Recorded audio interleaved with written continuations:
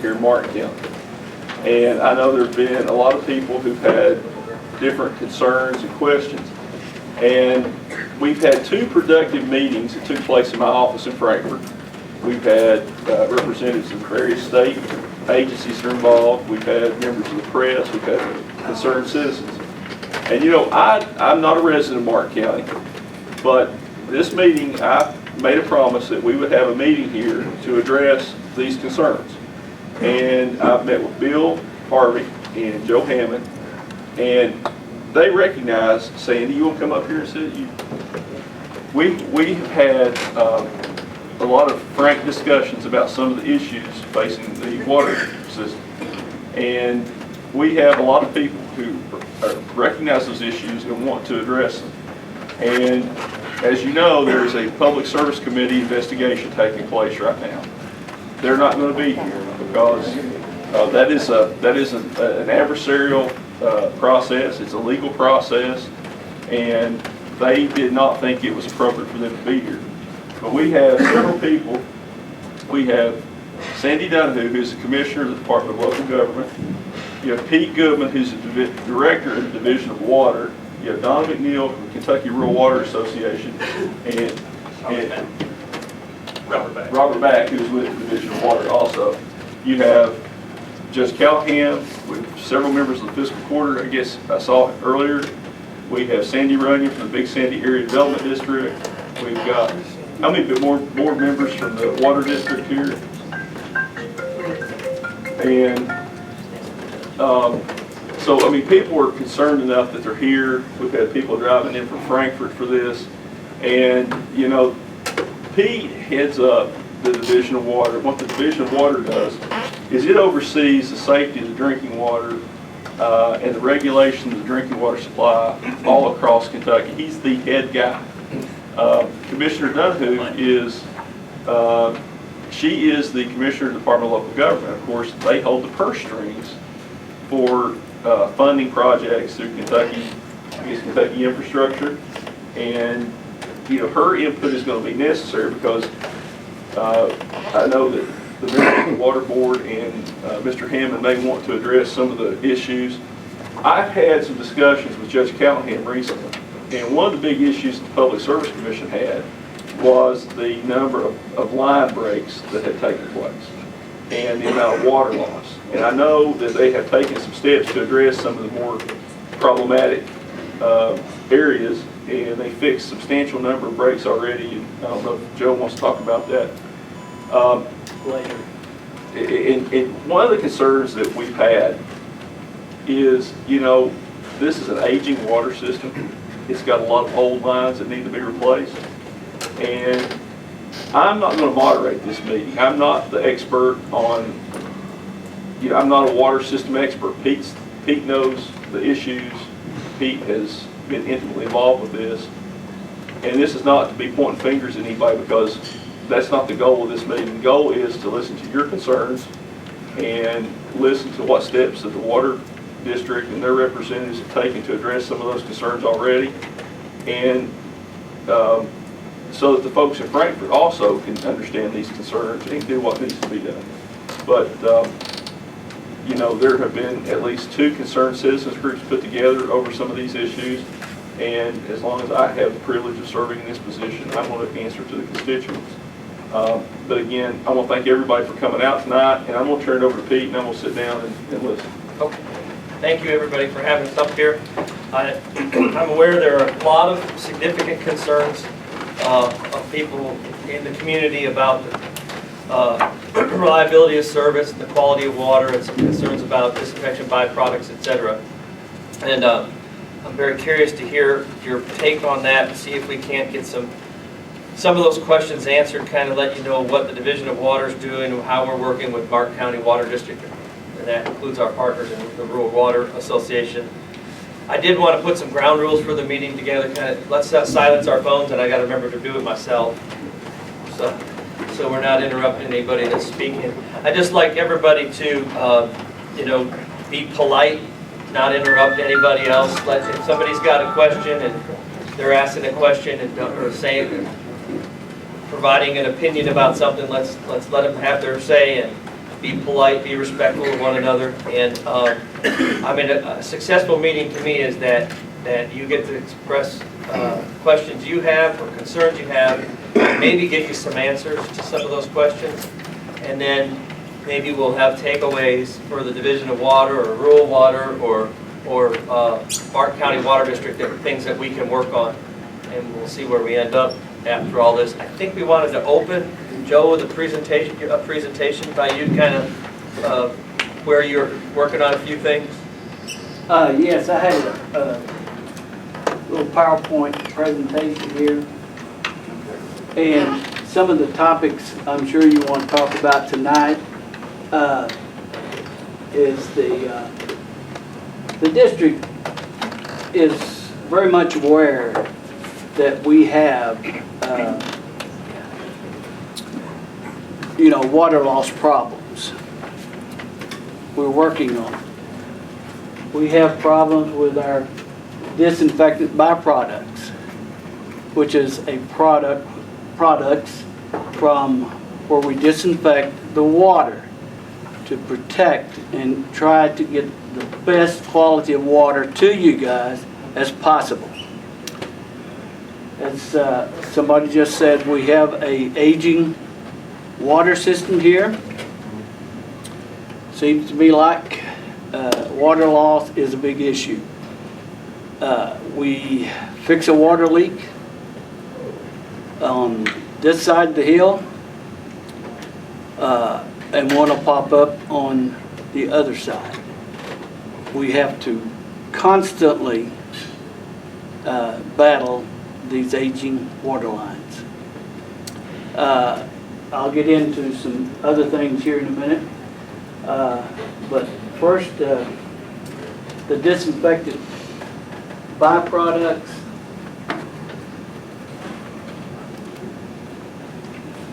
What we're doing, just recently we had some people from St. Albans that had the same problems that we have here, and that is the disinfectant byproducts.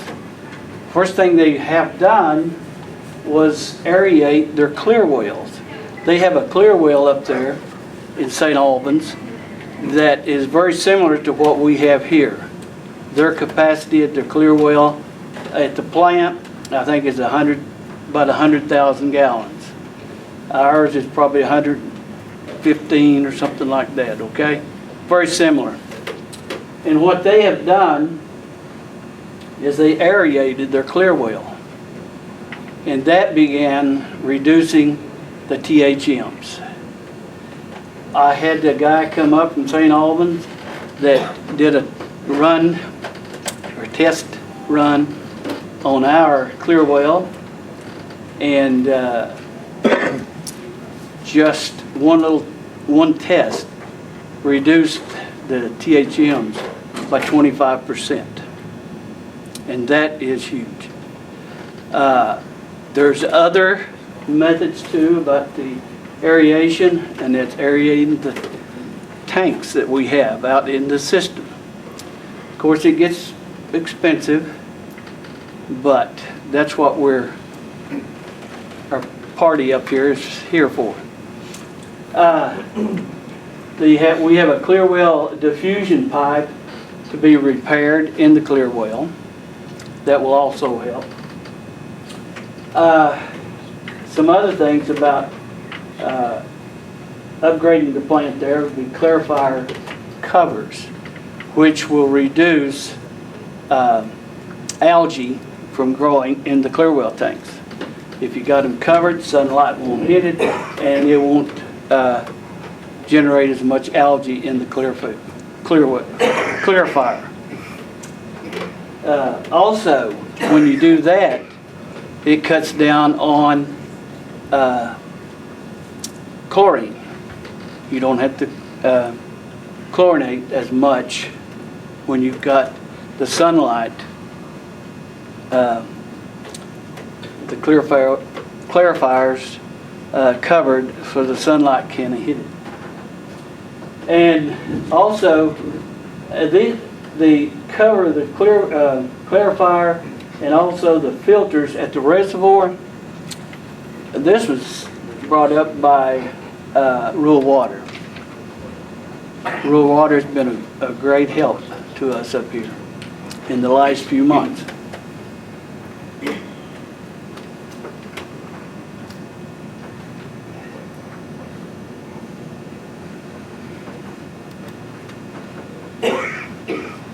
Other things is, what we have done is rebuild the clarifier. We had a problem with the clarifier there. The media had short circuit. So we've done number 6 filter, and now had completed rebuilding the filter 5. That's expensive. It's $60,000 for one, and I think the other one ran about $65,000. Those have since been repaired. We have another clarifier at the plant that needs to be refurbished, and you can see what the price tag is, approximately $1 million.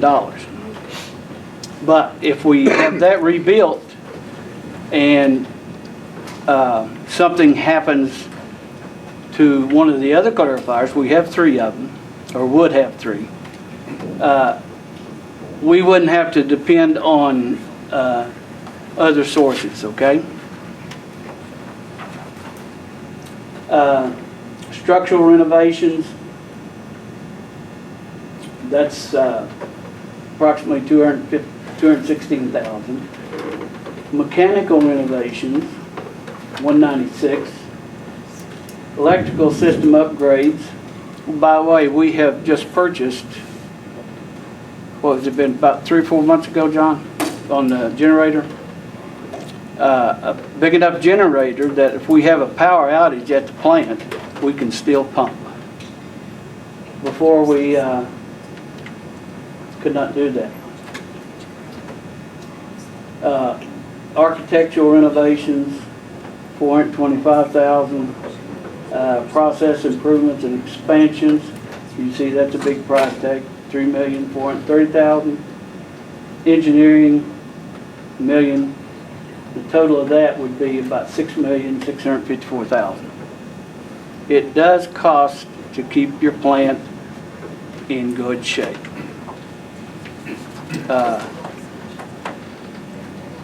To generate monies like this doesn't come by easily. We have to depend on grants, loan monies, that type of thing. To help with our water loss, we want to get radio read meters. Radio read meters helps us with, you say, what? How does the meters help with water loss? We have a lot of artistic people out there in the system. It's a good word. That likes to take the tops off our meters, and it doesn't register when it do to that. I shouldn't be saying that, but it's true. Water line replacements on 2032, which is Rockcastle, Little Rockcastle, Wolf Creek, Mead House, Pigeon Roost, and Lovely. Through coal severance tax money, the county spent some coal severance tax money replacing old lines up Wolf Creek just within the last couple of years. That's helped. Total of that around $4,400,000. And raw water intake, that's another section that we have to look at. I think one of our commissioners said if we didn't take care of our raw water, we wouldn't have a reservoir up there. And so we need some help with that too. Total estimate to do the whole project. I'm talking about water loss, DVPs, those sorts of things. Water lines is probably the most expensive, okay? But if you did it all, which we don't expect to run out here and start tearing out water lines here next day or so. It'd be around $13,512,000. Okay? Any questions on what I've gone over?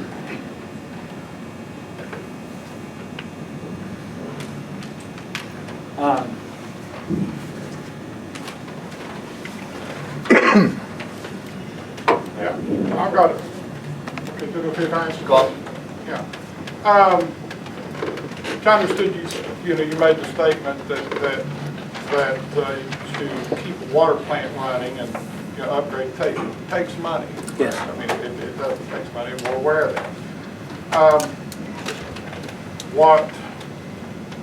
This is not so much as a water quality issue as it is just an operational issue. We had, if I'm not mistaken, I found this out through open records request, we went for a 9-month period. It did not sell water to the federal prison. Yes. For around 9 months, we didn't sell a drop of water to the federal prison, which we have an agreement to supply half of the water each month we share it with Prestonsburg City Utilities. And from what I can understand, the reason I was told is that the pump station was down up at the Vela and you couldn't get water. Well, one thing I found out from the early problems that we had back in 2001, pump stations have redundancy. You have one pump and a backup. We lost bukus of money for a 9-month period. Not only was Prestonsburg supplying all of the water for the prison that we should have been supplying half and getting revenue from that, but Prestonsburg also had to supply our customers that are Martin County customers solely that we get all the water from, like the Big Sandy Regional Airport, and I don't know how far back this way. So my thing, it doesn't make a whole lot of sense. I thought the reason that maybe we weren't supplying water to the federal prison had to do with water quality.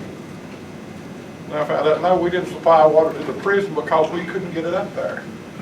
We had a pump station down, which meant that 2 pumps were down, and we didn't sell any water. But not all pump stations have redundancy. Okay. I don't know about that one or not. But let's let Joe finish on Okay, on his that- issue. That kind of got a little far afield of what he was presenting. Okay.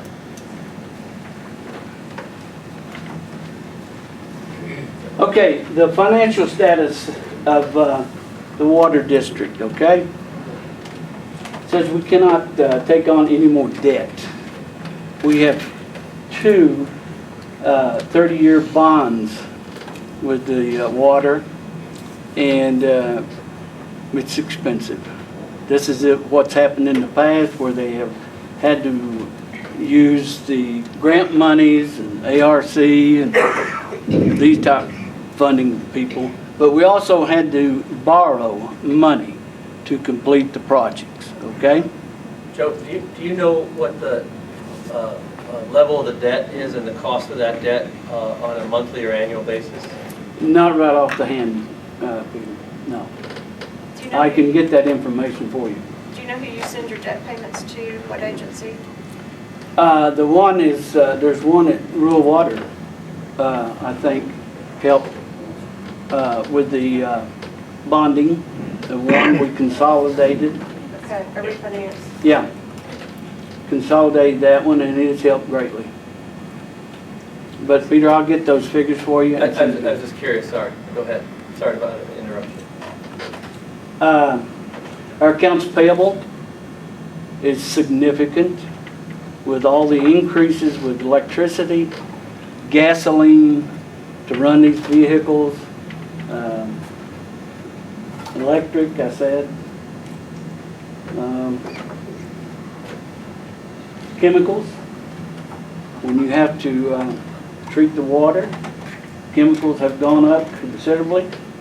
Insurance costs that we have to provide for their employees, that's gone up. And labor is not cheap.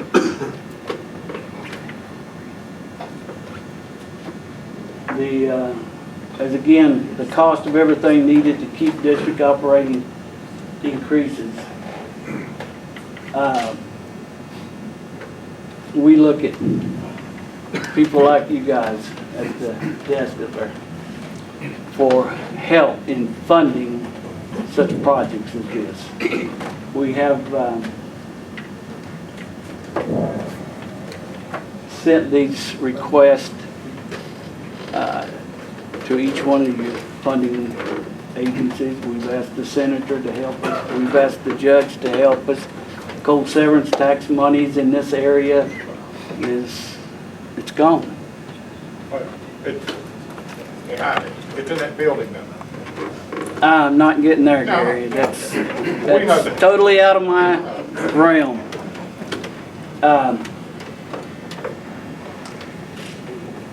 That's about all I've got to say. Anybody got questions?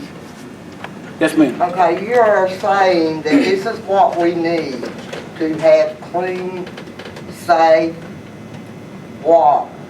We are already paying $6 and something per 10,000 gallons? 1,000 gallons. Across the river at Kerma, they pay $2 something. Does this mean we're going to have an increase in our water bills to have safe, clean water to drink? I mean, you're looking at somebody. You're not going to need, excuse me, Yeah. you're not going to need all this money at once, okay? Because you're looking at hopefully- somebody last year that was in the hospital in North Carolina with septic shock and E. coli in my system. And I about died. And I'd had open heart surgery the year before, and it was a breeze compared. Now, are we going to be able to afford this water once we make all of these updates that should have been done years ago? Let me go back to, I want to address Gary Ball there. Wait, Joe, Oh. can I just offer some perspective on a Sure. couple things? Just to kind of put it in perspective, a few things. Kentucky has 409 community water systems, and they serve 95 to 96% of the population. That's unprecedented in this part of the country. The only state that's close is Illinois, and that's because Chicagoland overwhelms that, that the population of that state. So what that means is that we have distribution systems all over the state. You can get in a water line in Pikeville and go all the way to Logan County. That pipe gets small in a few areas, you might not fit in it. But that's an amazing thing. Governor Patton had that water 2020, and that's basically the result. Nearly everybody that wants public water can get public water. But that's not without its challenges. Remember, not this past February, the February before, we had 40,000 people in eastern Kentucky on boiled water advisories, or 80,000 people on boiled water advisory, and 40,000 people without water for a significant amount of time during that cold spell. Eastern Kentucky is a hard place to manage water systems because you can't clear the pipes deep. You're doing a lot of pumping, a lot of tanks. It's very difficult to run water systems here. It isn't Nebraska where it's flat line the whole way. It's up and down the hill. And with these distribution systems all over the place, some of that water is in the line for a long time. And this thing we call disinfection byproducts, which is a chronic issue, meaning it's a long-term issue, that if you're consuming, it's modeled at over 70 years of consumption, you might have an additional risk of cancer. It's a very conservative rule. And it's not uncommon. We lead the country, Kentucky does, in the number of systems with disinfection byproducts compliance problems. It is the challenge for us. Sorry, Sandy. Would you explain to everyone exactly what that is? Because I think it will help them understand Yeah. what that means. When you pull, particularly with surface water, groundwater, we don't have a lot of groundwater resources in the state to serve big public water systems unless you're along the Ohio, Mississippi River, and some other small areas. But on surface water, you have a lot of total organic carbon from leaf litter and all kinds of stuff that when you bring it in, and it's that total organic carbon can be suspended and some of it's dissolved. And it reacts with the chlorine you use to disinfect for things like E. coli and other pathogens. And so when they're together for a long time and they have long residence times, they react to form what these things we call disinfection byproducts. and they're haloacetic acids and what's the other one? Trihalomethanes. Trihalomethanes. Which trihalomethanes are better than haloes. They're easier to get rid of. So They're not gonna, it's easier here. it's just it's an organic chemistry thing. So it's a long-term risk thing. But if you get a notice in the paper and you think, oh my God, my water's in big trouble. Well, that's probably overkill for the public notice on disinfection byproducts. They're important. It's an important issue that we're fixing it over the long term. One of the principal things is we have for years engineered water systems to disinfect right when they bring the water into the system and start flocculating the sediment out of it to oxidize contaminants and other things to get it out of it. That's old school. These guys are still on old school and they're moving to new school where you disinfect on top of the filters where you don't have as much residence time and you've gotten rid of a lot of your organic carbons through the other sedimentation process. So there's new technologies we're implementing on a very old system. They have a lot of distribution lines and tanks and pumps. That's expensive. It's expensive and it's difficult to manage. In a rural water system like Martin County, it's a big challenge. Just the $6 per thousand, that's not a bad rate. I know if you look across in Kermit and you said it was 2 something, Kermit's undercharging their customers. Somebody's subsidizing that system. There's no way they can produce water for $2 a thousand. Nobody's subsidizing the system. It's an efficient system that's been run for years. Then it's the most efficient system I've ever heard of. Because nobody's making water for $2 a thousand that I know of anywhere. And that includes some groundwater systems. All they do is pump it, chlorinate it, fluoridate it, and out it goes. So I wouldn't use Kermit as my baseline because I'm very Why? suspicious. Because we couldn't get water. Well, I would say- It's that far. The average rate in You know. Kentucky for 4,000 gallons is somewhere in the $16 to $20 range, or at least. I don't know. I think it's in that range, What, for 1,000? per 4,000. Sorry, so 4,000, okay. Is how much for 4,000, 16? I'll have to look, I'll have to go back and look, and I think it's in the $16 to $20 range for Kentucky. So anyway, I just wanted, some of the issues that they have in the system are not unusual, and they're not, the biggest challenge they have in front of them is primarily the water loss issue, but also the disinfection byproducts compliance issue. And they have infrastructural issues, and the water loss is all infrastructure. It's all old water lines and getting them out. They found a 6-inch line under a railroad that's broken. That was causing huge problems. Couldn't fill tanks, and you had a lot of outages, and then you get brown water coming out when you turn it back on because you don't have enough pressure in the system. The tanks aren't full to flush the system thoroughly. And I've seen glasses and jugs of gnarly water, brown, rusty water, and that's fundamental to that system not having enough pressure and doing the flushing that you need to do. It's not going to happen overnight to fix all these water leaks. You've gone from 63% to somewhere around 50% water loss. That's a pretty big bite in a couple of months. And there's probably, on these water loss issues, there's a lot of little smaller stuff, but you find the big ones first. You try to find the big ones first. And when you fix those, you save a lot of money for pumping. You get pressure back in the system, you can flush the system, you get more regular service. I just wanted to give some perspective on it, because this isn't unique to Martin County, but yet Martin County's got its own unique topography. It's a widely distributed system over some very rough ground. So it's not unexpected that they'd have some of these problems. But they have significant issues that they have to deal with. So I just wanted to give some perspective on it. Can I make a statement? Okay, I moved here almost 30 years ago from Monroe County, West Virginia, very, very close here. Same kind of topography, same kind of land use. We have a lot of coal mining and stuff and things over there. The same kind of challenges face them that face us. When I lived there, I never gave second thought about the water. When I first moved up here, April 1st, 1987, everybody said, don't drink the water. I mean, it's been bad for 30 years. Don't drink the water. I mean, 2 things I found out about Martin County that you don't drink the water, and you had to haul your own garbage on it. I mean, I was used to having garbage pickup, and I was used to paying for good water.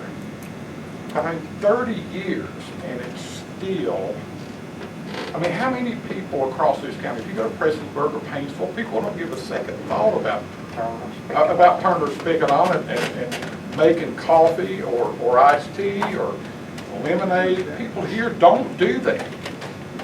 They don't do it. Older people may have to because they can't afford bottled water. But this has been a long-standing problem. Let me ask you a couple questions. Is it taste and odor? Is it color? It's Oh, it taste. stinks. It stinks. I mean, What's it that's- smell Go get like? you a big glass of it, honey. I'll go get it for you, drink it. I mean, it's bad. Actually, I was, is it smell sulfury? It smells like fish. Fish, like dead fish. Smells like fish. I'm going to smoke. I used to think maybe there was a leak in a line or something. But it does. It smells. Let me ask, how many people have had issues with taste and odor or color in their water? Taste, odor, color, you know. Okay. Only half. Yeah, do you know, has it been around where they had an outage for a line break? No, it's a constant thing. I mean, it's always, at my house, it's a constant. If you turn your water on and it smells like dead fish, are you gonna drink it? No, probably not. Okay. How many people employ filters or some other treatment system at the house? Anybody? Do you just use a refrigerator filter or something on your tab? You change those out regular, right? Yes. They're expensive. Yes. $50 with my refrigerator filter. I was like, holy cow. Wait a minute. Yes, sir. Wait a minute. I've known Joe Hammonds for about 3 years. I find him very reputable. Talking about smelly, stinky water? Yeah. I'm number one when the water comes out of the tank. One, O-N-E. You're the first service outside the tank? That's correct. It's always clear. It never smells. I'm not saying there's not smelly, stinky water that tastes like a specific fish. I thought that was real good.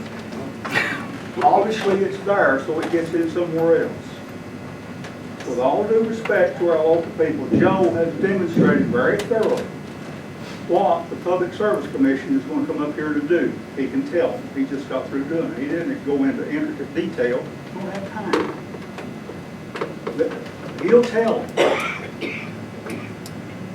if he don't, I'll leave. But anyway, there's just a couple of issues that I'm concerned about. One, and I don't mean to disparage anybody, but our county has maximized its loan capacity. It's what? Loan capacity. It's debt? The county can't borrow any more money. I don't know that that has a direct, I don't think it does have a direct relationship to the water district. Okay, it should be able to borrow in some. Now, then the other question I have is whether or not the state's going to be interested in giving us much money, because not too long ago, the water district got a bunch of money, and about $3 million stolen, according to Manager John Hart. I didn't catch that. THRE, $3 million disappeared. Yeah. Yeah. I thought it was $1 million. John Harmon said it was $3. 3 million. Will that have any negative effect on us getting some money? I can speak to that. We would need at least 3 good, clean audit reports, at least. And so hopefully the district's been performing audits every year. Well, how far back do you want to go on the audit? 3 years? At least 3. Do an ad. Okay, so a crime, $3 million theft 10 years ago is out. We have a statute of limitations on that? Well, that's a criminal, nobody at this table does criminal. Well, I know, issues. but that $3 million could have went to upgrade some of this stuff. Yeah. Okay, Joe knows what the problems are, and he's pretty well laid them out in summary. And he's talking about $13 million over 30 years at a 2% interest will raise their water rate something like $17 a month, whether you use any water or not. But those are just a couple of things I was concerned with, that's it. So I don't know, we gonna have any problem getting some money? For the AML money, Well, lots of it. We have broached the issue of AML money with the Division of Abandoned Mine Lands, that they don't have that money yet. This is under the new federal program, and I'm not sure of all the qualifications for that, Ed. Are you familiar with that, Sandy? It's not a new program. It is. It's been around since '77. Well, yes, the AML program is an old program, but there's some new money and attachments to that money, right?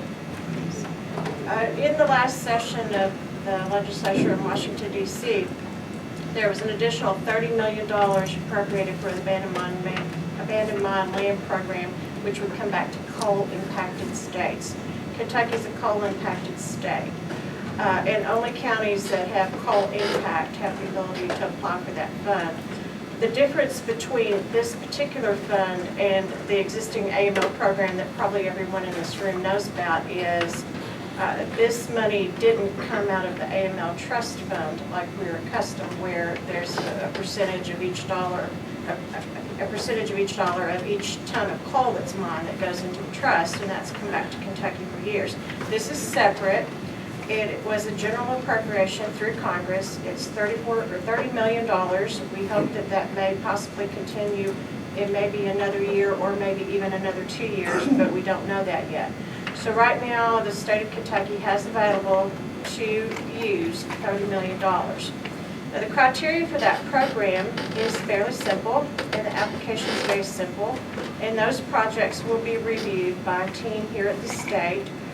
I'm on that team. Secretary Snavely, Environmental Protection, is on that team, as is Secretary Dunnigan from the Economic Development Cabinet. And when those applications come to us, we will review them and look at them. There's a set of criteria that we're required to follow: sustainability, job creation, coal impact. You know, there's several different criteria that we're required to follow. Once we rank those applications, and then we send them to Washington, D.C., and the Office of Surface Mining has the final review and approval. So I guess what I'm telling you is the application process is easy, and the review process here in the state's easy, but when that piece of paper gets to Washington, D.C., we don't quite know what's going to happen when it gets there. And we have not sent the first application up yet. We have not even reviewed the first set of applications, so we still have a lot of unknowns on the table. But yes, those funds would be a possibility for Martin County, perhaps. Probably not $13 million out of $30 million, because there's a lot of other coal-impacted communities, not just in eastern Kentucky, but also in western Kentucky. So that's not very much money to go around across our whole state, obviously, and everybody has a lot of needs right now. But certainly that is one angle and one possibility. And the gentleman in the back had asked about loan dollars. Yes, that's also a possibility. And we do require good, clean audit reports on projects, and there's a financial analysis done before loan dollars are given to any water or sewer project. We also have a couple of different grant programs within our agency that could be a possibility for this community. Each of those grant programs would require some non-federal funding from another source. So it's a little bit like putting the pieces of the puzzle together to make a whole project. And on a project on the size of $13 million, that's quite a substantial sum of money. I'm sure even everybody here thinks that and recognizes that. So generally, when you have a project of this magnitude, which is basically rebuilding your entire system, if you look at the numbers here and you look at what's happening, there's structural renovations, mechanical renovations, clear wells, distribution system, process improvement. It goes all the way through from soup to nuts on redoing your system, which is basically rebuilding it, obviously very expensive. We would probably ask the district to consider trying to do this in a phased approach so that we could begin to work on it a phase at a time and try not to do it all at one time. And that would make it easier for both the ratepayers and for the agencies involved in funding. And we are obviously very, very willing to work with the district to do that. We would need some good firm numbers, certainly much, much more detail than what's involved here. We would need to work with your engineer and get a lot more data than a one-page piece of paper when we're talking about something of the magnitude of $15 million. But we're here to try to listen to you and try to help you, not to tell you how you can't do it, but to help you figure out how we can do it. On the step going up the ladder for all this that you're talking about, is there any way possible that you could keep us all informed of what's going on and what it's all about? Well, it's hard to keep this many people informed of everything that's happening in a multi-phase, multi-faceted process. We would prefer to try to stay in touch with your elected officials and keep them informed and let them share with you the progress that we're making. I mean, I can try to coordinate that through, we can send press releases out. We've been trying to, we had the 2 meetings in Frankfurt. We had a lot of people from Martin County that came up, Judge Callahan, Mr. Sloan. We had Mr. Hammond, Mr. Harvey drove up twice. We'll be happy to try to let you know what's taking place on that. I know that the county sent a request for AML funding. I don't think I received a copy of that. I don't know, it was like $2 million I heard that they asked for, but that was through the traditional AML program. I didn't get a copy of it. Well, a lot of people don't have Facebook and stuff. I was thinking maybe newspaper. Well, that's what we've been doing, not through Facebook. We always just do a traditional release on 2 newspapers. That's a good point, Doug. It's not easy, but that's something we can try to work on. That is good, because people, you don't know, you fear what you don't know, and you're like, well, nothing's happening. And the other issue is, it would seem to me that we need to get the application in from the district for this other $30 million pool. And I know It's a simple 3-page application. It's not hard to do. It would need to have some good cost estimates attached, good mapping. And the other issue that probably needs to be addressed that I've had, Each and every one of these projects has been, funding has been requested through AML and through KIA. So all that paperwork has been done. The other thing I might want to add, we could take $6 million out of this project if we don't do all the treatment plant modifications. That would be nice to do. But the disinfectant byproducts and the water loss, #1 priority, we could do that with probably $6 to $7 million. And you I think mentioned, that would address everybody's issue here. and you did mention that all of those have been requested to KIA, and I do have with me a list of all of the projects that have been submitted for KIA funding. And it would be my suggestion that you might want to sit down with your engineer or your area development district or both and refine these, probably update them, look at them again, and see whether or not they're accurate. One goes back to 2012, one, there's a couple that are newer. The GIS mapping's been modified, but the numbers have not. And those numbers are not going to match what's on your sheets. You need to go back and reconcile and update what you really want within the When we put that KIA in, system. we put that in pending update engineering data. Okay. But we could only reflect back on the cost of what it asked for. Bill, what's the water district, is it losing money annually? I think you had told me once before that. I mean, and the folks might want to know, where are we in terms of how much is the annual loss that the districts? Is that something you can help me with?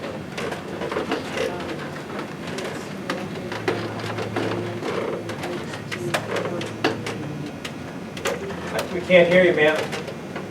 It ranges from 500,000, 3/4 plus million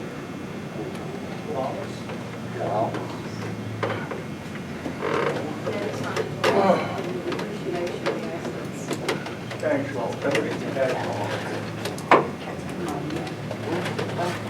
You gotta wonder how much of that loss is attributed to the 60% water rate loss. I mean, you're pumping, for every 10 gallon of water you treat, 6 of it's going into the ground. All the chemicals and everything it takes to treat that water. It's, Gary, we're sort of in catch-22 here because, you know, there is no question that's a cost driver, but then you have to have the money to fix the lines. I mean, you know, and I've had, you know, a lot of conversations, particularly with Bill over this, and you know, that's why we've got her here, is the best hope to get money to address this is her. Because, you know, she's got the checkbook, so to speak, and, you know, the coal severance tax money, across eastern Kentucky and western Kentucky's coal field, particularly eastern Kentucky, it's rapidly disappearing. And I haven't seen all the numbers, but the judge and I were talking on the elevator on the way up here that it looks like Martin County over this biennium is only going to get about $400,000 in single county coal severance tax. Across the board, Morgan County, I think they told me it was going to be about 150 or 60. You know, you take Pike County was mining 36 million tons a year at one time. Last year, I think it was 5.6 million or 6.8, one of the two. But you can see how much it's fallen off. And it's projected to continue to decrease. So severance tax is probably not going to be a viable funding source for this project. And that's why it's going to be important to look to AML, to look to KIA, to try, and you know, the phased approach, you know, the board is going to have to figure out which areas they want to focus on first. But please understand, 15 years ago, you were here, I don't know where the other people were, but 15 years ago, we faced the same problem, probably worse. I mean, our water district at that time, it was a mess. You had a joint investigation by the PST and the Division of Water at that time. Gary, I can't hear you. Can you maybe stand up and Yeah. talk a little louder? Because I'm not sure, if I can't hear you, I'm sure people behind you can't hear you. Okay, all right. We're talking about money to address the problem. 15 years ago, we were on the verge, I mean, this system here, you had a joint investigation by the PSC and the Division of Water. The PSC issued a rare emergency order. They had to go in. We were down to one pump on top of our clear well. One pump on top of our clear well that stood between losing water service to 3,200 customers. That other pump had been down for years. The Division of Water was aware of it. Nothing was ever done. Okay? So we were told, okay, we got all these problems. We're going to fix it. We got to have money. And our water bills more than doubled. All right. This will take care of this. All this stuff, this will take care of everything. You're going to have a great system. Now here we are 15 years later. We're told, well, it may take increase in stuff to fix it. Well, you know, I don't have any confidence that it'll be fixed, even regardless of how much money we spend. I mean, you know, I would like to. I would really like to have that confidence. But I know back years ago, we squandered $3 million. We just wasted it. You can ask the folks at the PSC. They don't know where the money went. Okay? We more than doubled our water bills, and here we are in the same shape. With water that you can't drink. I pay almost $70 a month. Can't Yeah, drink with water that you can't drink. My wife, one of the first things she asked her when we were at Nags Head last year. She had kidney stone. They did a test on her E. coli, and come back and said, honey, what kind of water do you drink? I said, it's embarrassed to tell her we didn't have it. Well, we actually had treated water. But she had E. coli is set up in her system for kidney stone. And that, you know, you have to wonder. I shower in it now, but if I bath, I go to my sisters at Logan's to enjoy a bubble bath. But Or you don't to sit my down. brother. Yeah, you don't I sit will down. not sit in this water. So and bath it's Never. I would like to be confident. I mean, I appreciate you, Senator Jones, for listening to us, but I don't have it. I want to tell you, I have zero confidence in our local leadership. I'll just be honest with you. From the fiscal court down to the water board, zero confidence. Because I know what it's like. I know what it's like to get up at 1:30 in the morning. My water be off, completely off. That's right. We don't get a full water advisory. You don't get a full water notice or anything. And they tell you about it only after you call Wanna know what's wrong? And you have to call the PSC has to call them, oh yeah, we had water outage. I don't like that. I don't like people playing with my health like that, because when you lose pressure in a line, you lose everything in that, whatever's in that water line in a leak, especially our system, the 60% water rate loss, everything that's above that line is gonna leach down into that line. No wonder our water smells like and tastes like SH. You know what I mean? Okay, let her ask us a question, real quick, clarifying question. It sounds like terrible things have happened here, and I'm not here to tell you that they didn't. But from the Department of Local Government, we came here tonight to try to help you go from today forward and to try to fix your problems and try to get good water to you. And that's what I'm here to try to do tonight. Please, I do. We would just like to have a deadline date to where his problem, if it's December the 31st, 2016. We would just like to have a date when we're going to be able to go to our spigot, fill our coffee pot, have a good cup of coffee without getting the jug and or getting a drink or sitting down and having a bubble bath. We would just like to have an agenda and date and times when we can look forward to being like regular citizens and enjoying our water. Well, let's take it a step farther. How are we gonna get business brought in here when we don't have water to drink? Yeah. And that's one of the things that I thought about. You talked about sustainability and jobs. You don't build many jobs if you don't have good water. And one of the things that puts Martin County Water District in a good position on grant and loan applications are that kind of argument exactly. That it's important. There's 3 guys down front that have been raising their hands for 10 minutes. Just say your name. Lou Williamson. Understand, I'm a long time born in Martin County, raised here. I live just across the border now. I've seen these things come and go, and Ackerman doesn't get you anywhere. And doing the same stupid things you've done in the past don't get you anywhere either. So what are we going to do? Well, I saw this coming. I didn't hook up to water. I kept my well. I developed a spring. I've got the best water this side of the Rocky Mountains. So it's not my problem. But here's the thing. I suggested when they were building this water system that they go up to the head of a couple of these hollers on these old strip mines and get the land that's being turned back and build you a couple of huge ponds. You've got constant water. That's what they do in California. I've been there and seen it. And it's clean water. You don't have to treat it much. And the great thing is you don't have to pump it because it starts at the head of the mountain. So if we keep doing the same stupid things we've done, like Gary said, for 15 years, we're going to still get stupid solutions. So maybe that's something they could explore. The distribution system's got its own problems, because it's not holding the water in it, but that's an interesting idea. If there's issues related to the source, maybe revisit the source, the viability of other sources. What's the point of pumping Williamson and Pico's sewage out of the Tug Fork, treating it and feeding it to our people? Yeah, I live in Frankfurt, we do that too. Well, it's not real bright. I'm sorry if it insults you, but I understand what you're saying. I saw this coming 20 years ago, so I just didn't buy in. Sir, you had... Yeah, it's somewhat buried by now. I got in late. I don't know what issues you covered. My personal issues, just health. I checked, the last time I checked with the CDC, Martin County had the highest bladder cancer rate in the state. That was on paper, and you can check on it when you get home.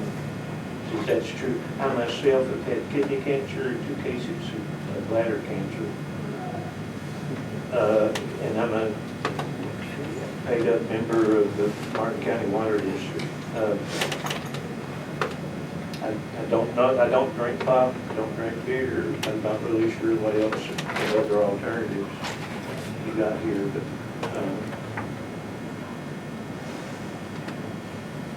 Don't do anything.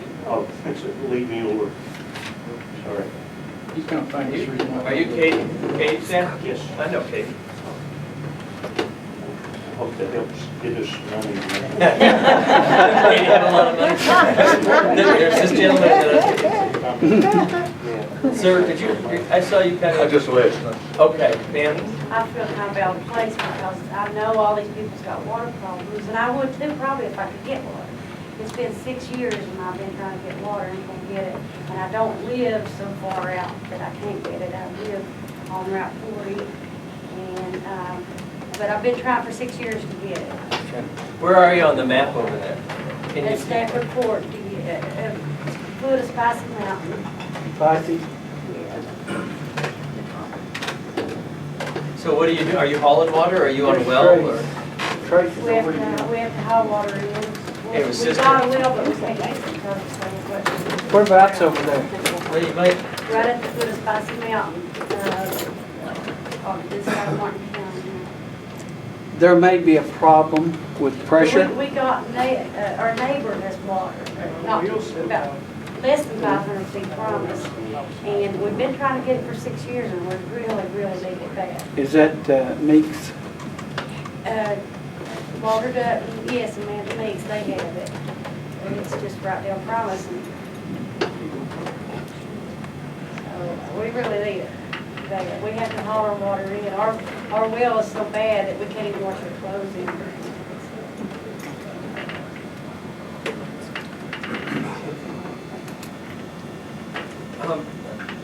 let me see after, I want to ask you some things about your well too, and I may get some people get in touch with you about it, okay? May be able to help with that, okay, in the meantime. Is that a pressure area, Joe? Yes, That's a local. Low pressure area? yeah. The Meeks I was talking to her about, theirs is, John, do you know how much it is? They got about 35 pounds. That's what I thought. Kind of that in the line like that. That's the reason why we have been able to take water up on up the hill. I'm not on the hill, I'm off the hill, this side of the hill, I'm not on the hill. I'm not up the hill, my brother lives up the hill. I live at the foot of the hill right in front of Margaret, that's for me. Across the street from the main store. You know, just right up the road, right up the road. It's a good kind of place because. Yeah, we looked at that. Yes, sir? What about the thing that was shared on Facebook the other day, talking about prolonged exposure to Martin County water can cause cancer? Or all the people that's around town that's been breaking out since all the board water advisors has come out, just here recently. Well, I didn't see what was on Facebook. If I can find it, I'll pull it up and read it, but I can't find it. But- There's a post on Facebook talking about prolonged exposure to the water around Martin County may cause cancer if you keep using it. That goes to the disinfection byproduct issue I talked about, that they're having a compliance issue. It doesn't happen all the time, it's seasonal right now. They're working with the Rural Water Association and our folks, our technical folks, to try to address that. Pretty common in rural Kentucky right now, pretty common in rural America right now. It's a very new rule. Donna, you want to explain kind of what you're working with them on? Yeah, my name's Donna McNeil. I work through the Kentucky Rural Water Association. I've been working with Tom Alley, Joe, and John Mills, dealing with disinfection byproducts. We started at the water treatment plant, looking at the intake through the water treatment process through the clear well. We're in the process of providing a new CT form, which is a technical thing that, but it's to make sure that the water will be disinfected properly for viruses and bacteria to make sure nobody gets sick tomorrow. The disinfection byproduct rule has to deal with if you drink 2 liters of water every single day and you weigh 70 kilograms, then you may get cancer down the road. And the mandatory language that comes out on your public notices is required by EPA that everybody be informed of that, and that's that mandatory language that comes out on your water bill. Correct, Joe? Correct. And they've been issuing ones every 3 months to 6 months coming out. What we're doing at the water plant, we've given them a list of recommendations, and a lot of these projects are based upon those recommendations. We're looking at how the water is pumped from the tug up to the reservoir. There's some improvement that can be done there. That's one of these projects. And the other thing is, there's a lot of siltation that's being pumped up into that reservoir. And so I think the reservoir is losing some capacity, so there's an issue there. What she means is that you don't have, that water's not sitting there as long as it used to, and it's not settling all the sediments out. Actually, in the reservoir, they're losing, it may need to be dredged. Right. Yeah, because it apparently does not last as long as it has in the past. It used to last 40 days, now it's lasting 30 days with Something no like that, rain. yes. So there's obviously an issue there. The next thing we're looking at is maybe at that reservoir intake, we made a recommendation to somehow silt out or maybe put a curtain around that intake so all that organics is not coming into the plant up front. The other thing we're looking at is moving the first point of chlorination so that the organics get removed before any chlorine hits it. So you take out as much organics as you can up front, and then that way you're not forming DBPs, the disinfection byproducts, in the water plant. So there's several things that's in plan for Martin County to improve, and we're trying to give Martin County staff tools to help them with that. We also have staff that have been training somebody on the distribution side to do leak detection. They've had several training sessions since March is when that began. Right. The first month, I think they found 151 leaks. Is that correct? Over 100 leaks in 1.5 zones. So we're seeing some improvement, but we're training your own staff to be able to do this later on. So those are some improvements that we hope to see on paper, but we know things are improving because I was told that storage tanks are starting to be able to be filled faster, so leaks are being found and improvements will be on the way. One of the things I know on the distribution side is flushing has been an issue because there wasn't first enough water to get out there, and now with the pumps they need to make sure there's enough pressure to push out what's in the distribution system.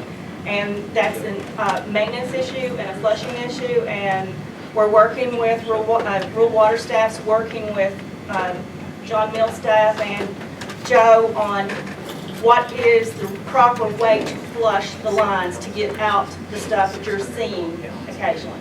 So those are some of the things that we're working with, and we were going to be here as long as we're needed to help give the tools to the district as they need. The gentleman that had the question, the John Deere shirt, I just want to make sure, did you understand the issue there? And I didn't want to, I wanted to make sure it was somewhat separate from the line breaks and the boil water advisory. They're not related. That really goes to disinfecting the water from pathogens, viruses, and bacteria. I'm with Gary on this. What happens whenever y'all do this, and come 15 years down the road, you gotta do it again, because it's done been done twice in this county, and not a damn thing's been done. That's why I spoke to, we're trying to give the district tools.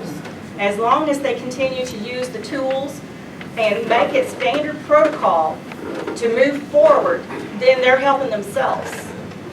Rural Water, Martin County Water District is a longtime member of Rural Water Association, and as we're needed, there's a circuit rider that comes around on an automatic basis. They've enrolled in the compliance check program. I actually run their compliance to help them stay in compliance that way. Actually, we saved some money recently because one of the things that's helped the system, but also hurt the system is, as coal moves out of the area, people move out of the area too. So the population then reduces and their base money also reduces. So there's several factors going on here. But our services are trying to help the district as much as we can. I'd like a little clarification, if you wouldn't mind, on the comment about the amount of chemicals that one might consume over a period of time. I assume that you're referring to the average person, not the unaverage person who has a lower ability to defend its body, you know, because if you eat a teaspoon of salt by itself every day for the next 3 weeks, you may have a problem. If you eat a teaspoon of salt when you go home tonight, you'll probably not have any problem. But if your physical structure, the physique of the body is such that a teaspoon of salt for you might be too bad. What I'm curious about, this is a kind of a standard level that I've done some research on this stuff too. Google does go a long way, it's all around the world. All around the world. You can also get on EPA.gov, they have this information. Yeah, well, I'm not really excited about some of the EPA, there's a little bias in some of that government stuff, you know. It doesn't matter. Their rules. That's not the point. The point is, I'm talking about, we're going to consume X number of milliliters or what have you of a certain chemical over a certain period of time that may induce the body to develop bladder cancer. But then there are those who do not have the same defense mechanisms in the body, and they'll develop a problem much sooner. Are we looking at a standard here? Well, the standard is set by EPA. The disinfection byproducts rule was established by EPA based on the risks that you're talking about. And they do a risk model, and they build an order of magnitude of safety into that risk model because of it's basically an imperfect science. They don't really know where there's synergies in some of the things you talk about. Some people are more susceptible than other people, and so they build and I'm not in a position to defend their risk model. I'm just kind of trying to explain it. But if they say, okay, at this level, 1 in a million people or 1 in 100,000 people would have some risk of developing cancer, then they'll put an order of magnitude and they'll say it'll be 1 in a million or 1 in 10 million. We'll set our number there. So they try to account for that. I'm not saying it's perfect, and I'm not trying to defend their model, but that's what they base the compliance numbers on for the rule. And those are the numbers that Martin County Water District has to meet. They're very low numbers. It's 20. What's the HAAs? It's 60 parts per billion. It's 60, and the trimethanes is 80. Yeah, It's that's 80. the standard. Yeah. 60 parts per billion. Yeah, that's a parts per billion, but that's a standard, that's not what ours is. No, that's the standard, and I don't know what the compliance numbers are. I know they've exceeded that for more than 3 quarters. Well, actually, we exceeded it for January, February, March of this year, and you're talking about your CCR, your Consumer Confidence Report. That was last year? Okay. That was last year? Okay. Actually, January this year, they're under. But they will be in non-compliance again this time because of numbers they received in August. That's a running annual average per site. The EPA report that we said for January, February, March. That was in 2004, that was 2015 data. No, it's not, it's current data. Well, I can tell you this, I mean, because we don't have the data in front of us, but Talking about the running average, the first quarter EHM was actually 0.05. Yes, that's what I'm referring to. and it tends to be a seasonal issue, obviously, in some warmer weather you have issues. But they are in non-compliance, Martin County Water District non-compliance, they've been referred to enforcement, and we're negotiating an agreed order, and part of that agreed order will provide a schedule for them coming into compliance. Or if they don't, they face stipulated penalties, which means we aren't going to charge them big penalties on the front end, but we put disincentives in the back end. Sorry, sir. I don't mean to sound rude, that's absolutely stupid. These people over here don't want any more bad water than the rest of us. There's no need to put a fine on the water company. Well, and let me explain that. I'm not in charge of enforcement, but I have talked to him about it, and if you don't put some penalties someplace in the system, there's no accountability. No, they're not. I don't want them to pay a penny. I don't really either. I'd rather them turn their money into the system. So they're pay going to comply with the law. Well, they're doing the best they can do. I know them. There's something you have to understand. If they're out of compliance with federal law, I have to take appropriate and timely action. If I don't, EPA will overfile and take their own action, and they don't care. They just get paid. Well, I agree. So what we've done is forego the penalty on the front end, and we call it stipulating. If you meet the agreement that you sit down and negotiate with the Division of Enforcement, you don't pay penalty. But if you don't, then there's a penalty on that. That's what the stipulated penalty. That's a stipulated penalty, but Martin County will have a civil penalty, and it will be either $6,000 or less, and they are in negotiations. Are we all in agreement that Martin County has a water problem? Yes. Okay, can we have $6 million to correct this problem? That's the hard part. That's why we're here. That's why we're here to try to help find the money. Well, I'm sure Kyle would loan $6 million, don't you think? Well, like she said, I mean, she's the person that has the most impact on any kind of grants, the AML application, and, you know, the sources of money that we have historically relied upon to fund these projects are coal service tax. That's what, that's what's done. Pike County's probably got 95% of the people with access to public water, and that's what we use. That money is gone. Has anybody looked at the possibility of making 2 systems here instead of 1? 2 treatment plants, 2 systems? Well, how about getting the National Guard involved? The military has a big budget. Well, I've talked to the National Guard about those kinds of things. They were involved in Hyman's water issue several years ago, and that's not what they're set up to do, to run utilities. That's not why they exist. They deal with emergencies, but that's really not what they're set up to do, is to operate utilities over the long term. If that was the case, I know a lot of utilities would give up and just say, call the National Guard.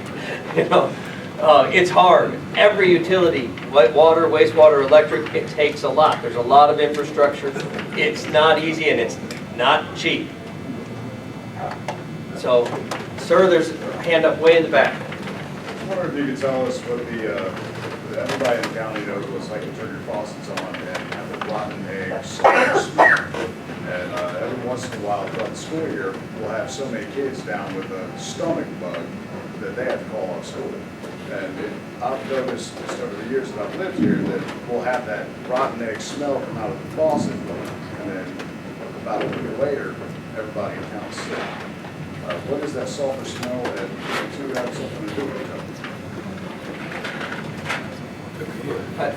I don't know, Robert, do you have an opinion about what you think the smell, I mean, it could be with the distribution system and not proper flushing before they bring it back online because they don't have the pressure, but Joe, I don't know where Joe went. John. According to NCIS last week, I don't know how smart they are, it's the breakdown of sulfur and the sulfuric acid in the water. Sulfur is exposed to air, it oxidizes, and rotten egg smell is Right. sulfur. Yeah, you're liberating, I'm a chemistry guy. So it is hydrogen sulfide. You're liberating because you're reducing the sulfur that's in the system. Could be on the inside of the pipes, caught up in some of the iron chelation on the pipes, and you're liberating. So there's some chemical reaction happening within the pipes that's liberating that sulfur. And I know that smell. I used to have a well that had that issue. I think part of it's related to the distribution system issues, and some of it may be related to how they're pulling water off the source, off the side. There's another component that Martin County will be contacting some chemical companies to come in and do some maybe pilot studies with the different chemicals to see what the optimum level should be for different components, and look at the coagulants and the other chemicals that they add to the water to help remove things through the treatment process. One of the things that they may also do is to look at the distribution system. There are aids out there that can be fed at the water plant that would sequester certain things in the distribution system. All of that, though, is the district will have to, if they do go that route on sequestering of the chemicals in the distribution system, to whether it be iron, manganese, or whatever else may be in there, the district has to be able to flush. So the water loss will come back into play there, and so that's one of the first things that we're looking at, is to reduce that water loss and get staff trained in order to find your leaks and to find the breaks and to repair these leaks and to find out. One of the things that Joe was going to talk about, and I think he will when he comes back, because I'm going to ask him to do that, is to talk about there's going to be a system map put together to pinpoint where the majority of the breaks are taking place so that the district can then focus their resources maybe into fixing or repairing or replacing those lines where they're having the majority of the leaks and breaks. But can I get back to your question said, there seems to you there may be a correlation between illnesses in that water, that odor. Yeah, I was wondering if maybe the two were related, because they seem to happen relatively close to each other. It's possible, I don't know. That's, what I can tell you is that we don't have compliance problems with our county water district relative to bacteria. We haven't had any bacteria compliance problems, so yet when you have lines down, when the line breaks, there's always a risk of infiltration into that system with pressures changing. That I think somebody said, you know, if there's positive pressure pushing water out, if that pressure changes and it's negative, you can pull things in, and that's why we put boiled water advisories on when we have line breaks and repairs, because of the threat of pathogens getting into the distribution system. Yeah. And mind you, we are not always notified when there's lines. We're not even notified when they shut water off to the tank on that night. I mean, they don't even tell us that. So it would be a priority for the people in this room to improve notification on That would be nice to know. line breaks, line repairs, water off, Shut your or tank off boiled tonight, water. so your water's gonna be off at 1:30 in the morning, rather than you call the water district and then you call the PSC and complain. And then they have to say, well, yeah, we've been shutting it off. That's ridiculous. I mean, that's a serious public health threat. Well, and I think, and I'm not trying to, I think part of the issue is that they try to do some of the repairs when use is low at night, and they have had so much pressure challenge in the system that their valving area is off so that they can get enough pressure to fix the line and then flush it appropriately before bringing it back on. But every night for a week or so, it goes off. I don't know, I'm not sure if anybody from Martin County Water, but I know they're trying to manage that, the pressure in that system, and you've got to valve it off to make sure you don't, and you have to have enough pressure to flush it before you bring it back on. Valving it off, but you have to issue a water advisory. When you lose pressure, you can't do that. Correct? Yeah. Well, if you do the repair under pressure, you don't need to do a Yeah, boiled water. under pressure, but if you lose pressure in the line, if I turn my tap on at the house and it's running a pencil stream, they've lost pressure. I would just like to say I thank you all for coming to Martin County. I thank Senator Ray Jones. And I have seen improvement a little bit in the water company since you all have been involved. Because for the past 3 years, we have lived with this problem. And you know, I realize our elderly people, I've worked 21 years. I'm on disability now, it don't pay nothing like walking life. And I feel for our elderly people that can't get out and buy their bottled water. And I think when we have a problem here, we need to deliver bottled water to our elderly people at these hollows that is getting the blunt end of all of this deal. You know, they're at the end of the line, head of meat house, some places. Because I would hate to see any of our citizens to go through what I went through. You know, the big Laying in intensive care, not knowing if you're going to live or die. You know. The big thing I hate about filing my complaint with the PSC and them opening up their joint investigation on my complaint is that right now, I know that I've hooked the Kermit. At the time that I filed my complaint, I was hooked to Kermit Water. I can tell I'm hooked to Martin County Water. I've never asked Joe or anybody, but I can tell. I can tell the difference in the quality. I told my wife, I said, Will, sure enough, yeah, you can smell it. Yeah, we're off for you. We're back on county water. We're not hooked to Kermit. Pull it from the same river, from the Tug River. Gary, let me say this, and, you know, I told the people of Martin County that contacted me that we would have this meeting. I think that we've got the people involved. Bill has been super. We've had, you know, the people at the district understand some of the issues, and I think they're trying to fix it. The problem is they don't have the resources. And now we've got to try to find those resources, and like I said, working with DOG is our best bet. And how it got to this point, how the various issues that people have called me about smell, taste, contaminants.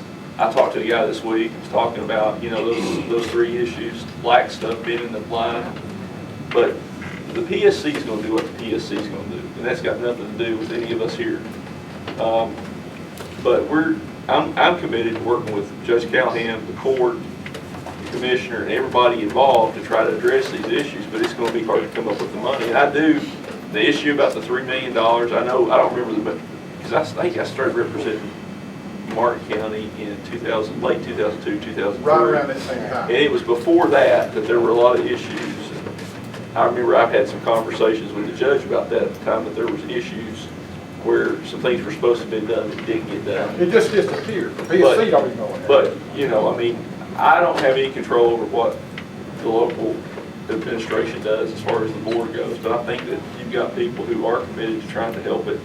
I'm gonna do my part, and I think it's important that everybody here that has a question or concern, that it needs to be brought to PSC's attention.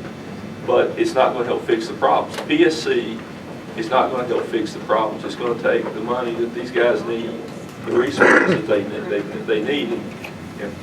And Bill Harvey's working for free. He's an engineer. He's not getting paid a penny of this. I think I told you all that in the newspaper. I think he's, they're lucky to have an engineer that's working for nothing. But again, they need the resources to deal with it, and we're going to do what we can to help them. Again, I wish we had the coal severance tax. I mean, it's created a massive problem throughout the coal fields, to the point where, it wouldn't surprise me at all if we see, 3 or 4 years from now, if something doesn't change, if there's no coal production in these eastern Kentucky counties. I mean, it's that bad. But we're going to do what we can do. I'm going to work with her. We need to hopefully get that application in for AML funding with her. If I can get a copy of the other stuff that was sent to AML, I'll be happy to call and see what we can do. Here's our best resource to go to AML on the other request, because having her here is a big deal, okay? I mean, she is the commissioner of the Department of Local Government. There's nobody in a better position to help address this. Having that Pete here, you've got the head of the Division of Water here. So these people care, they understand that there's an issue, and we just need to find a way forward. And if there are local issues, I can't address that. All I can do is work with her, work with Pete, work with Rural Water to see if I can, what I can address through, the legislative process and the executive branch. If there are local issues, as far as anybody goes, when the water back line, they call, they get videotape and everything, the water being off, we will make an issue of it. I mean, that's it, because that's the only thing that we found out that works. Well, and I do appreciate. I mean, the next step, the commissioners told me that one of the things they need is they don't have right now an application for funding that can be acted on. So that's the second thing besides the AML application they need is some type of application for KIA funding that they can act on. From an application. That would have to. They can work with the Big Sandy Ave on that. I'm sure the Ave district will on that application. It's the water district that files the application. Well, I think the water district can work with the Ave district. Sandy, is that Sandy gone? She said, is that right? I mean, the Big Sandy Ave district can work with them on it. We just need to get it to her as soon as we can. One other thing, now, you talk about the boil water advisories. There is a method that can be posted almost immediately. But we don't have a system here, a 911 emergency system on the TV cable system. I think if the county has that in place and there's an emergency deemed, and if you don't want to drink the water, don't drink the water. It may be poison. I'm not sure, but that could be called an emergency. So that could be forced to be put on the Suddenlink cable system, and it would go across the screen. You don't have Facebook and say, oh, look here, we got a boil of water back here. Well, what if you don't have Suddenlink? Have a neighbor call you, but no, that wouldn't work that way.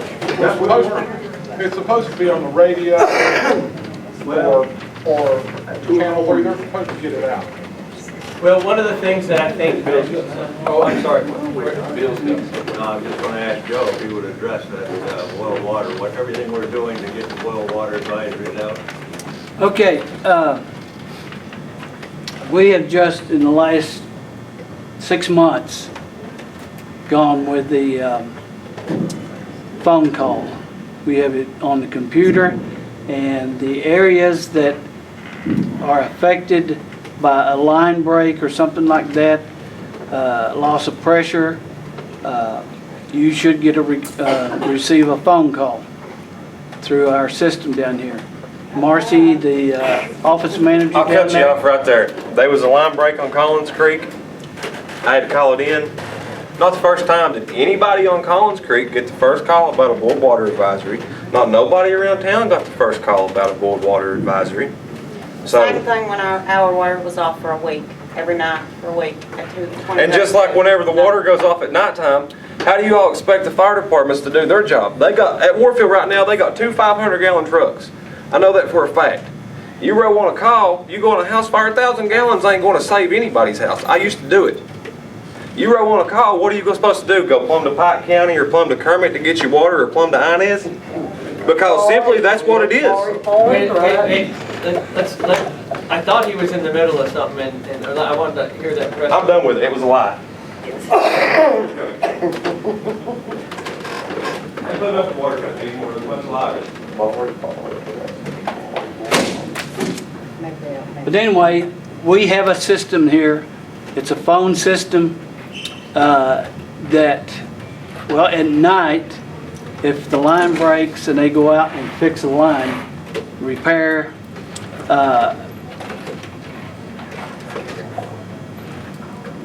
the boil water, when notified, when Marcy's notified boil water, she will call the Division of Water, get a, what they call an incident number, and then issue boil water. It goes to WSAZ, it goes to WYMT,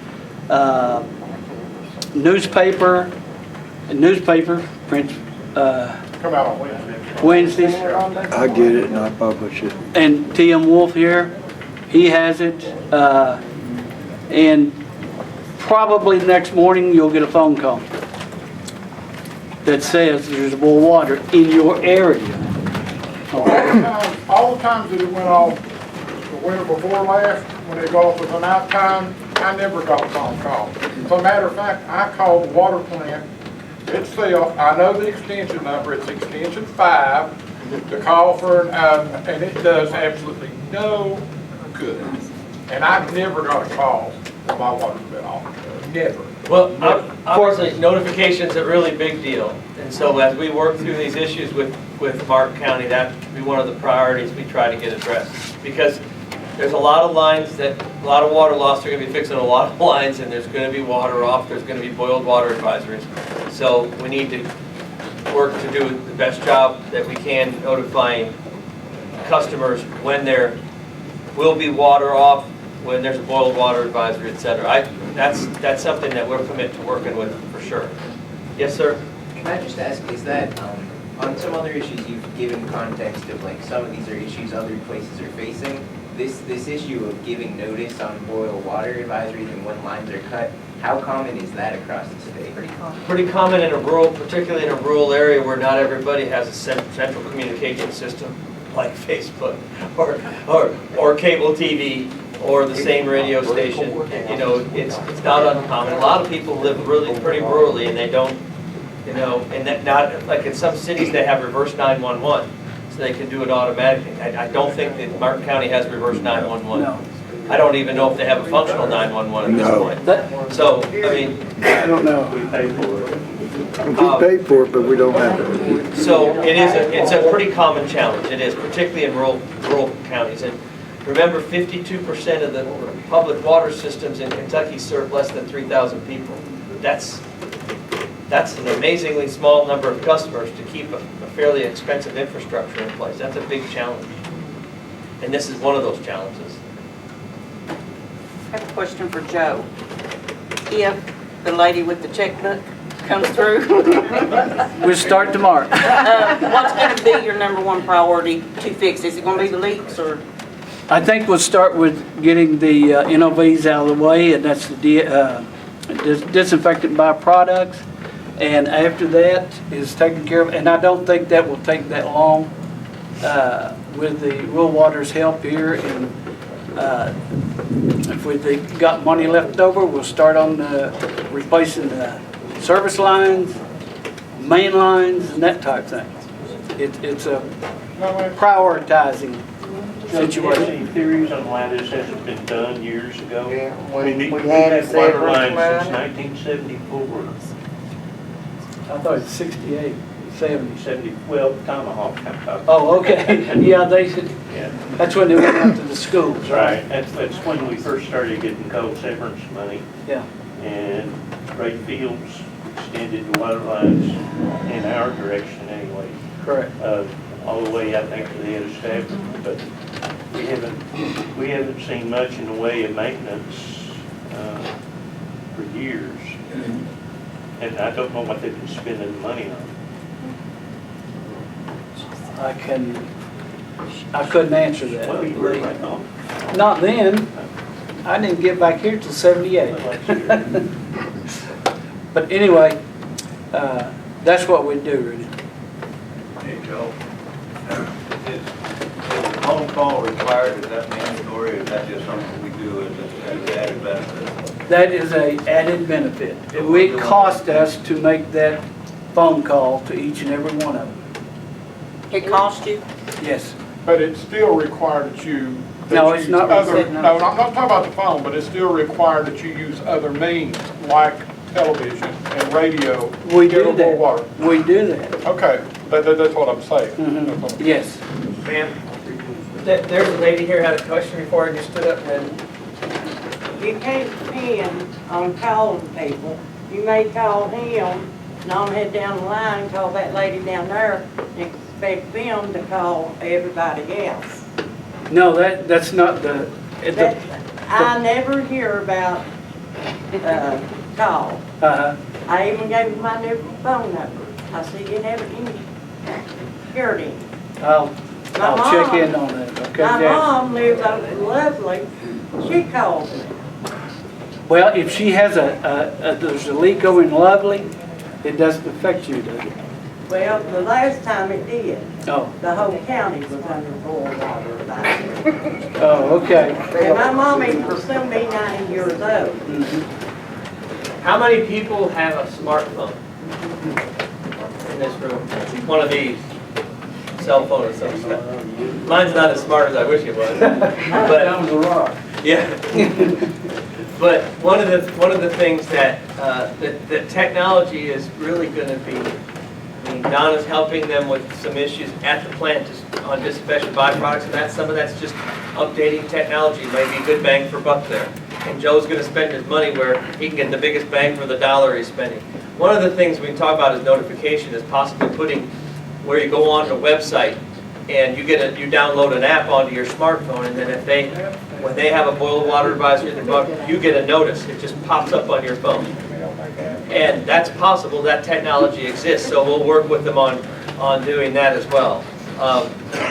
It sounds weird, but you'd be surprised how many people in rural areas are more reliant on this than they are radio, newspaper, television, etc. And they get most of their news right out of their pocket. The school has a system where if there's an issue, they call. I mean, I get it all the time, and Does the school board pay for that? I wonder, but Joe, could you not use the same system? Because I don't know if it's coming out of the Board of Education, I don't know where the call comes from, but, Gary, probably. I don't know. That's just each individual school, like if they have. No, we get countywide.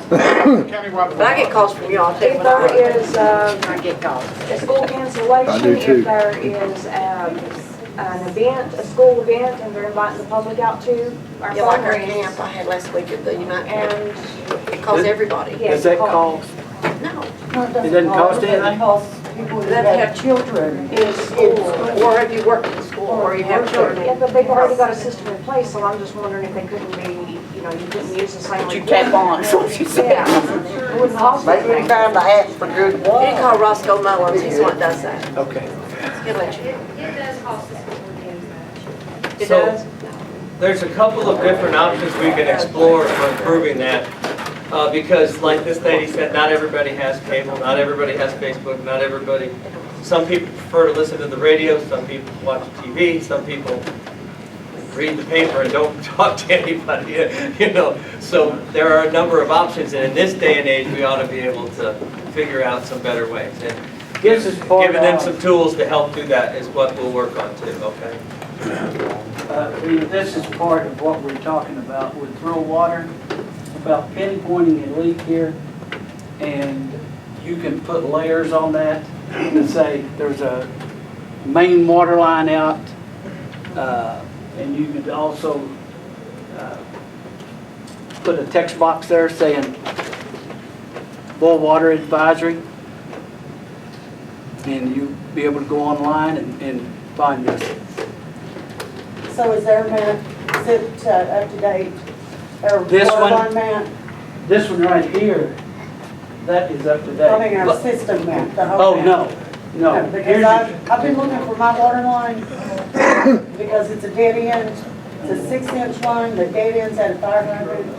And what's the distance that, Joe, you put that in, probably Years ago. 500-600 feet, Yeah. about 8 years ago, and it's never been flushed, and it only serves my house. And I think, you know, that it's not right to do my children that way, or me, or my husband. That's part of, I think that's nasty. yeah, that's It's never part. been flushed. But that's. So I want to know when's it going to be flushed? When is the 600-foot long, 6-inch Have you line that called- serves only my house? Have you called? Yes. And told them that it's not Yes, I have flushed? called and asked, you know, they don't know anything about it when you call the office. Mm-hmm. Where are the flushing records? We don't have those are at the plant, call the plant. There's never an answer. Nobody ever answers the phone. Why should at a the plant. That's Why part, should a customer have to call? Yeah, That's why should I part- have to call? I mean, I'm less than a mile from the reservoir in the plant. And I'm on a big line like that, it's not looped back in. You know, I didn't know what you were doing to me when you put it in, but I know now. You should have looped it back in, I mean, that's dirty water sitting there in that big line, just serving my house. that is part of the upgrades that we're talking about on flushing, that, and we're keeping records of it. It's I not want been to know done. when you're gonna come and flush the hydrant. I'll Because ask, it's been probably 8-10 years and it's never been flushed. I'll answer you this way too, is, I will notify the appropriate people, Okay, okay? yeah. Who are the appropriate people, may I ask? Ma'am, what is your name and what is your address? My name is Lisa Staten, and I'm at 114 Becca Liz Lane, Hines. 114, Becca Liz Lane, Hines. This is an interesting issue, because this is where disinfection byproducts interface with water pressure, water loss. Because what I said to one of my colleagues, given that they had 63% water loss, I don't know how they could have disinfection byproducts in the system. There wasn't water in the system long enough to get disinfection byproducts. It is sort of amazing. But when you don't have, you know, you need to flush those lines out for a lot of reasons. To get some of the stuff that you look around and the crud that develops and the chelation on the inside of the pipes, but also the disinfection byproducts. It's one of the management challenges. So this is something we'll work with them as we go forward on that issue. But and I'm glad you mentioned that, because it is an important issue. It's important to me. It's important to my children and my husband and my mother. And that's a very large line to have to come to Yes, one. it is, isn't It's it now? yeah, it's interesting. I thought that, you know, you couldn't have a 6-inch line to serve one customer. I think it has to do with the hydrant, Yeah, the I'm fire sure. protection. But shouldn't it have been looped back in? I mean, it was part of the highway project. The line was moved. Miss Stanton, I believe. Staten. I'm sorry, Staten.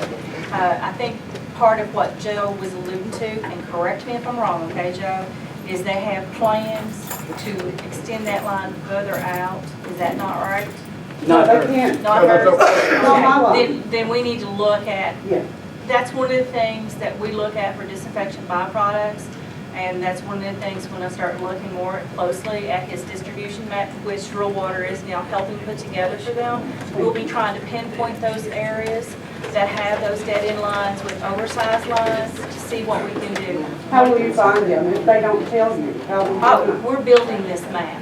I mean, are you checking like where the customers are? We are looking to see how long the line is, what size the line is, what's after that line. A 6-inch line going to a fire hydrant and nothing after it, that's a big red flag.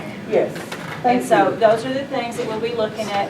One of the things the district could do and that we will probably recommend for them is automatic flushers in those areas Yes, or thank you. in other things. So those will be things that will be coming up within the next 3 months as far as looking at the distributions mapping, which we're building at the moment, and to look at where their fire hydrants are located, where all the valves are located, look at each one of the zone areas, and we're going to... Zones mean pressure zones. Pressure zones. There's 10 pressure zones, is that right? In Martin Something like County? that. 10 pressure zones, and we'll be going from zone to zone, looking at those things. And so that's one of the things that will be coming up within the next 3 to 6 months.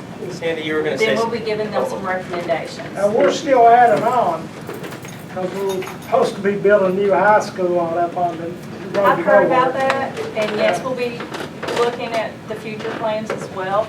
It affects where the samples are taken for disinfection byproducts as well as where the BACT samples are taken. There's another program that Martin County will be asked to join, and that's called performance-based training through the Division of Water, basically targeting these areas that have dead-end lines and start taking chlorine residuals in those areas to ensure that there's chlorine at the ends of those lines, because that's another concern if you have a 6-inch line that has very low turnover, especially serving one household. There is a concern that the chlorine will dissipate and that you may not have enough to protect against the bacteria or the viruses. So Martin County has been asked to join that program.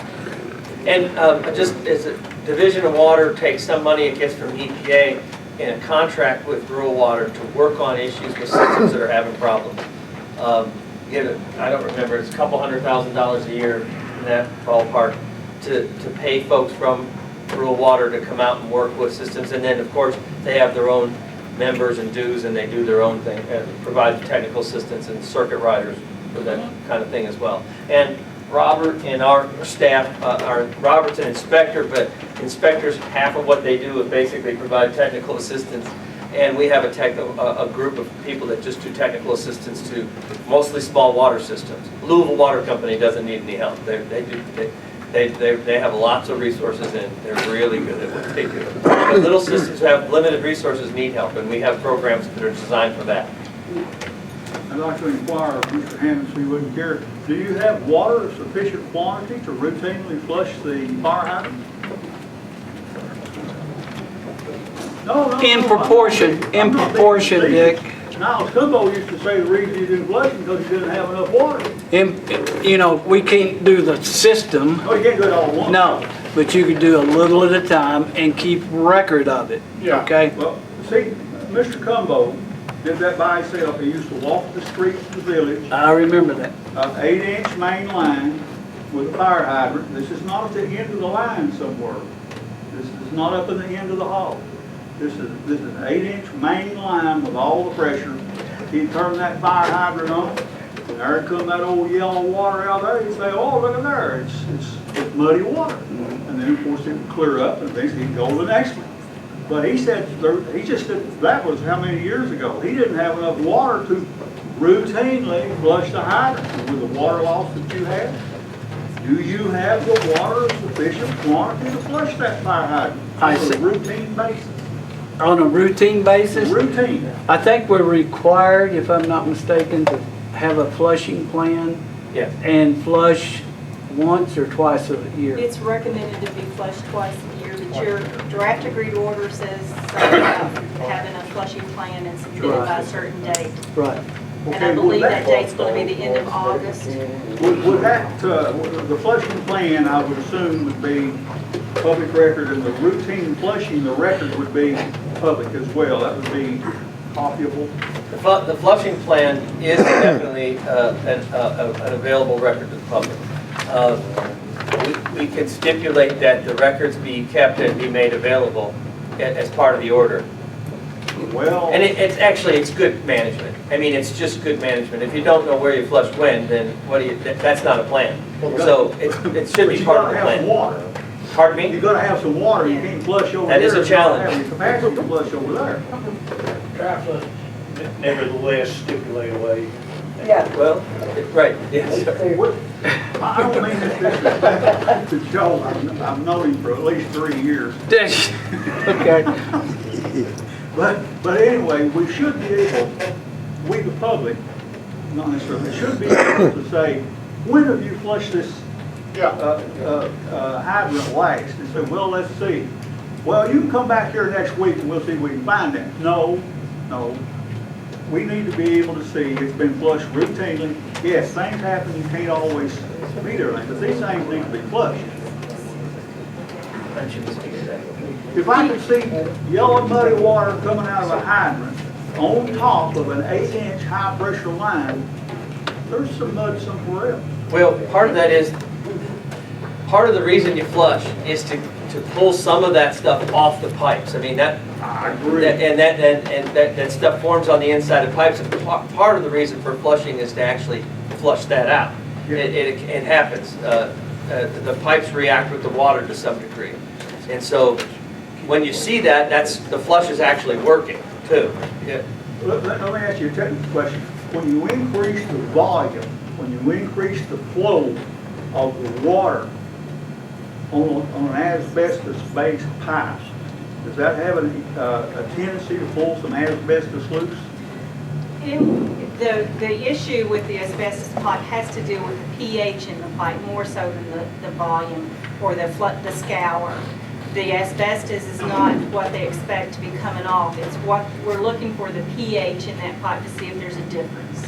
So you would test the water from time to time that you flush? That's one of the recommendations if there's AC line in the distribution systems. We just recently found out that AC lines could... AC is asbestos concrete. Asbestos concrete lines, or if you're older, it's called transite lines, if you've heard of that. We just recently ran into an issue in another district where they have 12-inch AC lines serving most of their system. And we're going to start checking the pH in the distribution system because we found out that if the pH changes, and this is just something we found out recently, it could affect the DVPs in the distribution system. So this is something new, and we'll be discussing that with the district as well, that they may have to take a pH meter out to the distribution system to check those areas to make sure the pH isn't changing. What do they get all the money to do this? A pH meter, they have one in the water plant they can use. Can I suggest a stipulation? Sticky note or whatever. I'm taking some notes. That doesn't get washed off. When you flush the hydrant, put a tag on there, flushed, and write the date on it. Anybody wants to go look at it? They know. And it's asbestos. And it might not even get stolen the first 15 minutes. But Well, one page right. No. As far as the asbestos line, I'm dying of it. The state of Kentucky has killed me with it. And the premier doctor on asbestos, Dr. Cavalazzi at the University of Louisville, the 7th of this month, stated in a deposition I took with him, there is no safe level of asbestos exposure. And I'm here to tell you, acids forming in the line will degrade the concrete. And that asbestos will come loose. And you have that for the rest of your life, and it's body-wide. It will kill me. And I got it at Maury State University sitting in the classroom. So I'm here to tell you, don't underrate asbestos. Not It'll kill you. Joe, the mapping that's going on, you're going to be mapping, how's it going to be used? How are you all planning to use it when there's a line break, or even, can you explain a little bit to the group about how this program can be used and what might be available as far as information in the future. Well, let me just take the system map here, okay? And you see these little teardrops things here? Those are the leaks that John and them have fixed over on Emily Creek, Pigeon Roost, underneath the railroad tracks over there. That's what, when they were shutting it off, Gary, that was where the big leak was. And to maintain those tanks for the schools, to be able to have school that day, they had to shut it off at night, okay? That was the reason for that, Gary. But anyway, they have repaired that, and the tanks are filling up, and pumps are shutting off, and the plant has been able to shut down like 2 hours, 3 hours at night. That's when we find big leaks like that and repair them. That's what happens. That's the cost goes down, the water stays full in the tanks. And this is because we found these, John found them way back a couple months ago, John. And it took that long. It cost over $8,000 to repair that one leak underneath that railroad track. I'm surprised it was that cheap. That was just for the board. That wasn't counting the labor, equipment, and et cetera. CSX. So, The thing you talked about on that, finding the leaks with the radio, was it? I know you all at my house found it, somebody drove by and knew I had a leak and called me and saved me, or I already had a horrible water bill that I had to pay because of that. It's my fault, you know, not the water plant. yeah, Carolyn, what happens when is radio read meters? Radio read meters. Yeah. Wouldn't that help with, as you're saying, with all That of was the... one of the items that we had on the list up here, is radio read meters. The meter readers can drive by and they have last month's reading, they have the current reading, and if it's excessive for Carolyn, they're going to yeah, they're going to notify you. Yeah. And Save me some money. They really saved me some money. sure. But anyway, we have, if you look, these designs right here is a water tank. And we have about 15, 17 tanks in the system that we try to keep full. That's around 3.5 million gallons storage. Okay? Pump stations. We have about 14, 15 of those pump stations that feed those tanks throughout the system. These are going to be maintained and up to date, where you can look at it and say, we've got a problem over here we need to look at. And we could be on it. Okay, the pump station, Mr. Goodman said it wasn't required to have redundancy. The pump station going to the prison, is that a two-pump station? Yes, it is, but that pump station had a leak up there, and it not only messed with the pumps, it got the electrical system too, Gary. So both And that's why. Both pumps were down for 9 months? The electrical part of it in there was control panels, soft starts, telemetry, those type of things.